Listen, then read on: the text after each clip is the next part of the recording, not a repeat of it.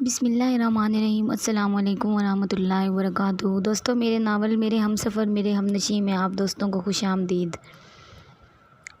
اگر آپ میرے چینل میزان بنفو پر نئے ہیں تو میرے چینل کو سبسکرائب کریں اور ساتھ میں لگے گھنٹی کے بٹن کو ضرور دبائیں تاکہ ہر نئی ویڈیو کا نوٹیفیکیشن آپ دوستوں تک سب سے پہلے پہنچ سکے۔ ویڈیو اچھی لگے تو اسے لائک بھی لازمی کیا کریں۔ چلیے دوستوں، بڑھتے ہیں اپنی نیکسٹ ایپیسوڈ کی طرف۔ فواد کو چائے کمرے میں دے آؤ اور میمل تم ٹرالی لان میں لے آؤ تائی مہتاب اپنی ازلی بے نیازی سے کہہ کر پلٹ گئی تھی تو ٹرالی سیٹ کرتی میمل کسی خیال سے چونکی۔ فواد کی ٹرے الگ سیٹ کر دو میمل، میں دے آؤں گی، تم ٹرالی باہر دے آؤ۔ میں نہیں دے کر آ رہی، ٹرالی تنگ آ گئی ہوں میں ان ذلیل لوگوں کے سامنے۔ اچھا چپ کرو، مسرت بوکھلا کر آگے بڑھی اور ٹرالی کا کنارہ تھام لیا۔ میں لے جاتی ہوں، تم فواد کو چائے دے آؤ۔ اور یہی تو وہ چاہتی تھی۔ سوشا نے اچکا کر لاپرواہی سے ٹرے سیٹ کی اور پھر اسے اٹھا کر دپ دپ سیڑھیاں چڑھتی گئی۔ فواد بھائی، اس نے دروازے پر ہلکا سا نوک کیا۔ آ جاؤ۔ اس نے دروازہ دھکیلا تو دروازہ کھلتا چلا گیا۔ فواد آنکھوں پر بازو رکھے بیڈ پر نیم با پڑا تھا۔ فواد بھائی، آپ کی چائے۔ ہاں رکھ دو۔ وہ کسل مندی سے اٹھا، انداز تھکا تھکا لگ رہا تھا۔ کیا بات ہے فواد بھائی، آپ کچھ پریشان لگ رہے ہیں۔ اس نے ٹرے ٹیبل پر رکھی اور کپ اٹھا کر اس کے پاس آئی۔ ہاں کچھ نہیں، آفس کا مسئلہ ہے۔ اس نے چائے پکڑنے کے لیے ہاتھ بڑھایا تو چائے پکڑاتی میمل کی انگلیاں ذرا سی مس ہو گئیں۔ اس نے فوراً ہاتھ پیچھے کیا تو وہ بے ساختہ مسکرا دیا، پھر چائے کا گھونٹ بھرا۔ چائے تو تم اچھی بنا لیتی ہو، اماں نے بنائی ہے۔ وہ جز بز سی اس کے سامنے کھڑی تھی، اونچی بھوری پونی ٹیل والی دراز قد میمل۔ لائی تو تم ہو، ذائقہ ہے تمہارے ہاتھ میں۔ اچھا، وہ مسکرائی۔ اور یہ انگلینڈ جانے کا کیا سین ہے؟ وہ میں آگے پڑھنا چاہتی ہوں۔ وہ سر جھکائے کھڑی انگلیاں مروڑ رہی تھی۔ مگر تم جاب کرنے کا کہہ رہی تھی، مجھے یہ بات اچھی نہیں لگی تھی۔ وہ چائے کا کپ ایک سائڈ پہ رکھے بڑی سنجیدگی سے اسے دیکھ رہا تھا۔ میں صرف اپنے خرچوں کے لیے جاب کرنا چاہتی ہوں، اور یہ اتنی بڑی بزنس امپائر یہ کون سنبھالے گا؟ میمل نے جھٹکے سے گردن اٹھائی۔ اسے لگا اس نے غلط سنا ہے۔ Business empire? ہاں، تم اس کے آنرز میں سے ہو۔ کیا تمہارا فرض نہیں ہے تم اپنے ابا کے بزنس پر بھی دھیان دو؟ آخر کبھی نہ کبھی تمہیں یہ سب سنبھالنا ہے۔ جی۔ وہ بے یقینی سے اسے دیکھ رہی تھی۔ اتنی حیران کیوں ہو میمل؟ وہ اٹھ کر اس کے سامنے آ کھڑا ہوا۔ میمل نے دیکھا وہ اس سے خاصا لمبا تھا۔ میں پتہ نہیں، کیا تم یہ سب نہیں سنبھالنا چاہتی؟ میں سنبھالنا چاہتی ہوں، مگر کیسے؟ تم واقعی سنبھالنا چاہتی ہو؟ فواد کے چہرے پر خوشگوار حیرت اتری۔ یعنی اگر میں تمہیں اپنے ساتھ آفس میں لگانا چاہوں تو تم کام کرو گی میرے ساتھ؟ جی بالکل۔ اس کا دل ایک دم کسی اور لے پر دھڑکنے لگا تھا، ہاتھ لرزنے لگے تھے۔ ٹھیک ہے، پھر میں شام میں آغا جان سے بات کر لیتا ہوں، وہ اجازت دے دیں گے؟ اس کے اندر وسوسوں نے سر اٹھایا۔ شیور کیوں نہیں دیں گے؟ وہ مسکرا کر اسے تسلی دے رہا تھا اور اسے سمجھ میں نہیں آ رہی تھی اپنی خوشی کا اظہار کیسے کرے۔ ایک دم ہی اسے سب اپنی مٹھی میں آتا دکھائی دینے لگا تھا۔ دولت نچھاور محبوب قدموں میں اب اسے اس سیاہ فام لڑکی کی کتاب کی ہرگز ضرورت نہ تھی۔ وہ ہواؤں میں اڑتی واپس اپنے کمرے میں آئی تھی، اور پھر رات میں جب فواد نے آغا جان کے سامنے اسے اپنے ساتھ کام پر لگانے کی تجویز پیش کی تھی تو سب سے پہلے حسن نے پہلو بدلا تھا۔ اس کی کیا ضرورت تھی فواد؟ میمل کو ابھی اپنی پڑھائی پر توجہ دینی چاہیے، وہ ناگواری سے بولا تو میمل کو واضح برا لگا تھا۔ شکر تھا خاندان کی عورتیں وہاں نہ تھیں، نہیں تو طوفان ہی آ جاتا۔ تم بیچ میں مت بولو حسن، میں آغا جان سے بات کر رہا ہوں اور میں تمہاری باتوں کا مطلب اچھی طرح سمجھتا ہوں۔ حسن نے ایک کٹیلی نگاہ میمل پر ڈالی۔ مجھے اچھی طرح پتہ ہے یہاں کیا چکر چل رہا ہے۔ Shut up! فواد بھڑک اٹھا تو آغا جان نے دونوں کو ہی جھڑک دیا۔ Shut up you both! Hasan تم جاؤ اپنے کمرے میں۔ اور وہ فوراً تیز چلتا وہاں سے نکل گیا۔ اور فادی، حسن ٹھیک کہہ رہا ہے، میمل کا آفس سے کوئی تعلق نہیں ہے، نہ ہی وہ کبھی آفس جائے گی۔ مگر آغا جان، آغا بھائی ٹھیک کہہ رہے ہیں، میمل کا آفس میں کیا کام؟ بالکل، لڑکیوں کو ادھر دھکے کھانے کی کیا ضرورت ہے؟ غفران چچا اور اسد چچا نے بھی فوراً آغا جان کی تائید کر دی تو میمل نے بے بسی سے مدد طلب نظروں سے فواد کو دیکھا۔ اوکے، جیسے آپ کی مرضی۔ وہ شانے اچکا کر اب جھک کر اپنے بوٹ کے تسمے بند کر رہا تھا۔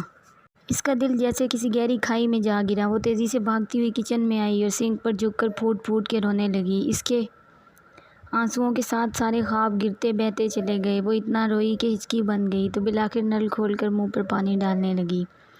اس نے سوچ لیا تھا کہ آج وہ آخری بار رو رہی ہے، وہ آج کے بعد ہرگز نہیں روئے گی۔ اس نے تو سیدھے طریقے سے سب حاصل کرنے کا سوچا تھا، لیکن ان لوگوں کو سیدھا طریقہ راست نہیں آتا۔ ٹھیک ہے، اب ان سے انتقام لینے کے لیے اسے جادوئی سفلی علم کا سہارا بھی لینا پڑا تو وہ لے گی۔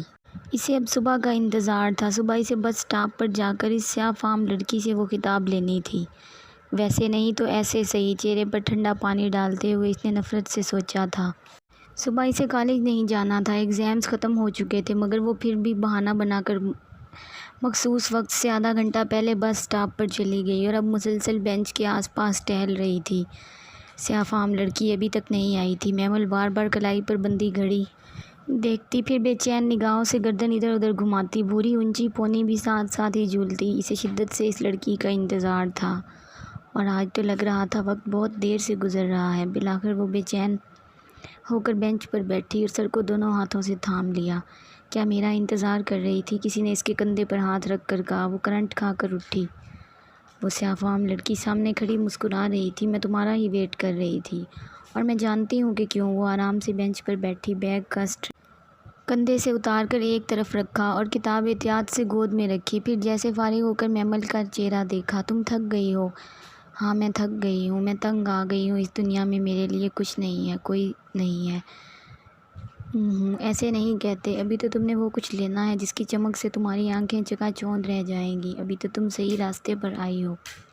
مجھے صحیح اور غلط کا نہیں پتہ اور نہ ہی میں صحیح اور غلط کی تفریق میں پڑھنا چاہتی ہوں۔ اس نے بے اختیار نگاہیں چنائی تھیں اپنے دل سے، اپنے اندر بیٹھے گلٹ کے احساس سے۔ کوئی بات نہیں، شروع میں یہ کتاب مشکل لگے گی، جیسے کوئی عذاب ہو، کوئی قید ہو، مگر پھر تم عادی ہو جاؤ گی۔ وہ ویسے ہی مسکرائی تھی۔ یہ کتاب مجھ سے کیسے بات کرے گی؟ میمل سحر زدہ سی اس لڑکی کی گود میں پڑی کتاب کو دیکھ رہی تھی۔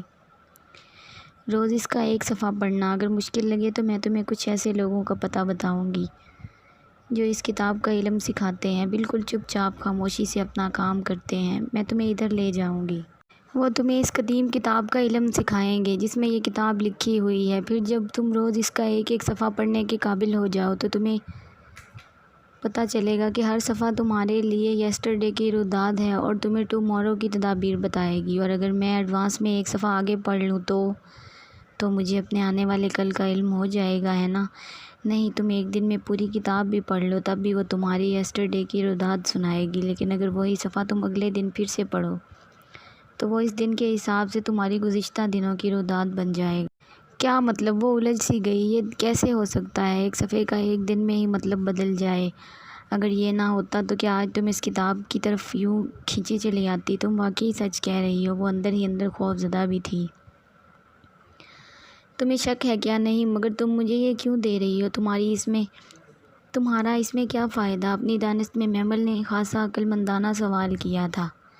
میرا ہی تو اصل فائدہ ہے۔ وہ پھر اسی پراسرار انداز میں مسکرائی۔ جو کچھ تمہیں حاصل ہوگا اس کا ایک شیئر تو مجھے ہی جائے گا۔ شیئر؟ وہ دنگ رہ گئی۔ کیا مطلب؟ اور کتنا شیئر؟ کتنے پرسنٹ؟ شاید آدھا، شاید اس سے کچھ کم، معلوم نہیں، مگر یہ تمہارا مسئلہ نہیں، میرا حصہ مجھ تک پہنچ جائے گا۔ یہ کتاب خود میرے پاس آ کر میرا حصہ دلوائے گی۔ اچھا، وہ متحیر سی ہو گئی۔ پھر یہ میں لے لوں؟ پہلے خوب اچھی طرح سوچ لو۔ سب سوچ لیا ہے، وہ تیزی سے بولی اور کتاب پر ہاتھ رکھ دیا، مبادا وہ اسے واپس نہ لے جائے۔ پھر لے جاؤ، پر یاد رکھنا یہ ایک بوجھ ہے جو میں تجھے دے رہی ہوں۔ اگر تم نے وہ جنہیں تم عملیات کہتی ہو کر لیے اور ویسے ہی کیے جیسے یہ کتاب کہتی ہے تو سب کچھ بدل جائے گا۔ تم اس کتاب میں رہنے لگو گی، اس کتاب کے علاوہ تمہیں کچھ نظر نہیں آئے گا۔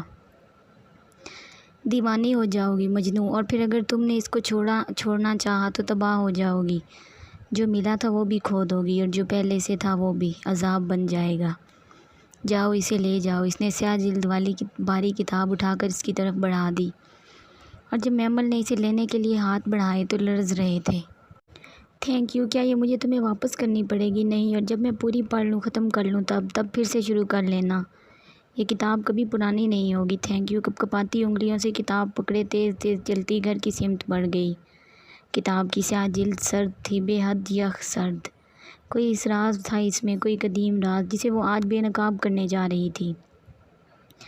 جب اس نے گیٹ کھولا تو اسے محسوس ہوا کہ اس کی ٹانگیں کانپ رہی تھیں اور وہ دل تو ایسے دھڑک رہا تھا جیسے ابھی سینہ توڑ کر باہر آ گرے گا۔ بوجھ، بہت بھاری بوجھ تھا جو اس تھکی ہوئی لڑکی سے لیا تھا۔ اندر ہی اندر اس کا دل ڈر رہا تھا کہیں وہ تباہی کے کسی رستے کی طرف تو نہیں جا رہی۔ یہ سیاہ علم، یہ سفلی عملیات اچھے کام تو نہیں تھے، پھر وہ کیسے اسے اٹھا لائی تھی؟ اس نے رک کر سوچنا چاہا، مگر اب واپسی کا کوئی رستہ نہ رہا تھا۔ دولت نچھاور محبوب قدموں میں اور دنیا پہ رہا، جسے بہت سی چیزیں اکٹھی کرنی تھیں۔ وہ کتاب اس کے ہر مسئلے کا حل تھا۔ اسے بیگم نعمان کے ٹھکرائے ہوئے رشتے کا خیال آیا۔ رات فواد کی بات پر سب کے رد عمل یاد آیا۔ اسے اپنی بے پناہ دولت بھی یاد آئی تھی جس پر عیش کوئی اور کر رہا تھا۔ پھر کیسے وہ اس لڑکی کو وہ کتاب سب خزانوں کی کنجی واپس کر آتی۔ پھر وہ نہیں رکی اور کتاب سینے سے لگائے سر جھکائے تیز قدموں سے چلتی لاؤنج میں داخل ہوئی۔ کہاں سے آ رہی ہو؟ وہ جو اپنے خیالوں میں گم تھی آواز پر گھبرا کر 2 قدم پیچھے ہٹی۔ سامنے تائی مہتاب قدرے مشکوک نظروں سے اسے دیکھ رہی تھی۔ وہ تائی وہ اس نے بے اختیار خشک لبوں پر زبان پھیری۔ وہ نادیہ سے کچھ نوٹس لینے تھے، ذرا سٹاپ تک گئی تھی، اماں کو بتا کر گئی۔ ماں، تمہاری ماں تو کہیں کی لینڈ لیڈی ہے جس کی اجازت کافی تھی۔ وہ تائی چچا اسد کو بھی بتایا تھا۔ پہلی دفعہ وہ تائی کے سامنے یوں ہکلا رہی تھی۔ اچھا جاؤ، سر نہ کھاؤ۔ تائی بیزاری سے ہاتھ جلا کر آگے بڑھ گئی۔ وہ کمرے کی طرف لپکی اور جلدی سے الماری کھول کر ایک خانے میں سب کپڑوں کے نیچے وہ دبیز کتاب چھپا دی۔ پھر الماری احتیاط سے بند کی۔ ادھر ادھر دیکھا، سد شکر کہ کسی نے بھی نہیں دیکھا تھا۔ محمل باہر، اماں نے پکارا تو وہ جلدی سے منہ سے پسینہ پوچھتے ہوئے باہر آئی۔ جی۔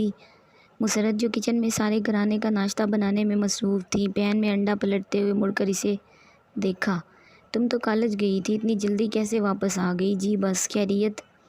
اوہو، آج سب کو میری اتنی فکر کیوں لگ گئی ہے؟ نادیہ سے نوٹس لینے تھے، مل گئے تو واپس آ گئی۔ وہ خواہ مخواہ چڑ گئی، پھر ادھر ادھر برتنوں میں ہاتھ مارتی بظاہر کچھ تلاش کرنے لگی۔ میں تو ایسے ہی پوچھ رہی تھی۔ اچھا ناشتہ تو کر لو۔ نہیں، بھوک نہیں ہے۔ وہ بس منظر سے ہٹنا چاہتی تھی، سو اتنا کہہ کر وہ باہر لاؤنج میں آ گئی۔ ذہن ابھی تک الماری میں کپڑوں کے نیچے چھپی اس سیاہ جلد والی کتاب میں اٹکا ہوا تھا۔ پھر گھر کے کام کاج، صفائی اور اس کے بعد مسرت کے ساتھ مشین لگائے وہ میکانکی انداز میں خاموشی سے کام کرتی گئی۔ مسلسل اس کا دل بار بار پلٹ کر اس کتاب کی طرف جاتا۔ وہ کئی بار کمرے میں آئی اور کپڑوں کے نیچے ہاتھ تھپ تھپا کر دیکھا، وہ سیاہ کتاب وہیں رکھی تھی۔ پھر سارا دن وہ موقع ڈھونڈتی رہی کہ اسے جا کر پڑھے، کچھ تو پتہ چلے، کوئی راہ تو نکلے، مگر گھر کے کاموں کا بوجھ اور کچھ فطری سا خوف تھا جو اس کتاب کو نکالنے کی ہمت نہ کر سکی۔ رات کھانے کے بعد جب اس نے سب کو ڈائننگ ہال میں سویٹ ڈش میں مصروف پایا تو بالآخر الماری سے وہ کتاب نکالی اور اسے سینے سے لگائے دبے پاؤں اوپر سیڑھیاں چڑھتی گئی۔ ڈائننگ ہال سے براستہ کچن کی طرف جاتی مہتاب تائی نے چونک کر اسے آخری سیڑھی پھلانگتے دیکھا۔